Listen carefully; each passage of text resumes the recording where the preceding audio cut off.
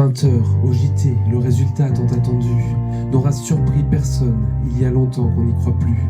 La peste ou le choléra sont les seuls choix autorisés. Un goût amer, ça ne bouge pas, la même aura, les mêmes idées. Pour produire de l'audience, on occulte le nécessaire. Qu'importe l'évidence, tant qu'on tient les boucs émissaires. Campagne concernante, au diable les priorités. Toujours on réinvente la peur et la sécurité. Un monde à l'agonie, ça semble n'inquiéter personne. Rapport du GIEC, épidémie, les informations dysfonctionnent. Catastrophe à la clé, tous les indicateurs sont là. Mais on préfère entretenir le déni et la mauvaise foi. Plutôt pointer du doigt les chômeurs et les immigrés. Ils craignent pour leurs droits, malléable majorité. Tous les moyens sont bons pour conserver les privilèges. Que vaut la discrimination tant que l'on peut garder ses aises. La peur de l'inconnu s'installe, les préjugés nous freinent. Les puissants mènent le bal des mensonges et des stratagèmes. Les thèmes sont bien choisis, islam, voile et immigration. Tous les goûts sont permis pour détourner notre attention. Masquer les oppressions, dissimuler les responsables. Ignorer les évidences, les conséquences inévitables de leur croissance incompatible avec un avenir humain. Capital infaillible et libéralisme divin. Tout a une fin et les ressources ne sont pas inépuisables. Pourtant l'écologie survient comme un sujet inconfortable. Le consensus est clair et ils sont tous de notre avis. Des efforts il faut en faire mais le système est indécis. L'État joue les marionnettistes à coups de mesures illusoires, d'incitations indécentes aux économies dérisoires. Responsabiliser quand les grandes industries prospèrent sur le dos des particuliers, tout en polluant terre et mer. Hypocrisie totale, on nous pousse à nous raisonner, les injonctions paradoxales, sans arrêter de consommer. On s'accroche à notre univers pour le meilleur et pour le pire. La décroissance est nécessaire, mais l'on continue de la fuir. On ne joue plus avec le feu, on a sauté dans un brasier, on a déjà perdu.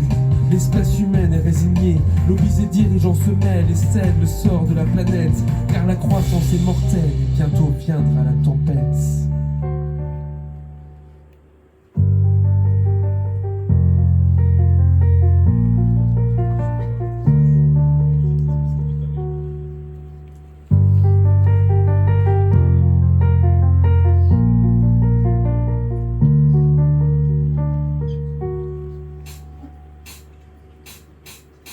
Parfois je réalise l'absurdité de notre ère.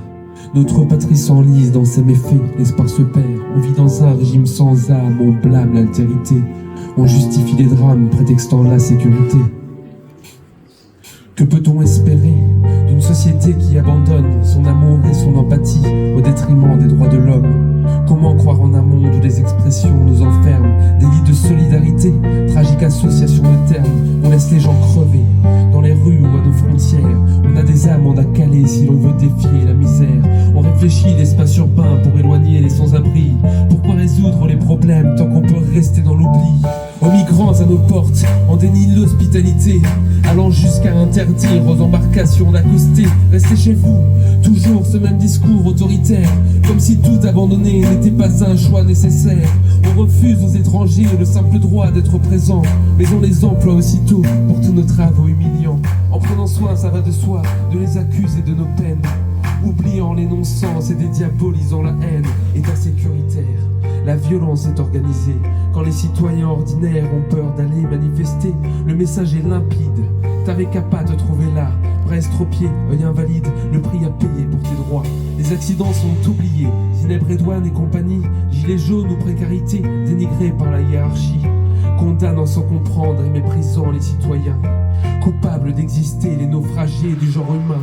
Le racisme est systémique, la xénophobie se propage. Des lits de faciès baissent les yeux et laissent passer l'orage. Les médias sont complices aux dépens des minorités. Dans les ghettos, les gens subissent. Combien d'Adama Traoré? La police assassine toujours. L'impunité persiste, les fautifs n'ont jamais tort. Aucun effort, pas de justice, ils sont les chiens de garde des gouvernements corrompus pour faire régner l'ordre public.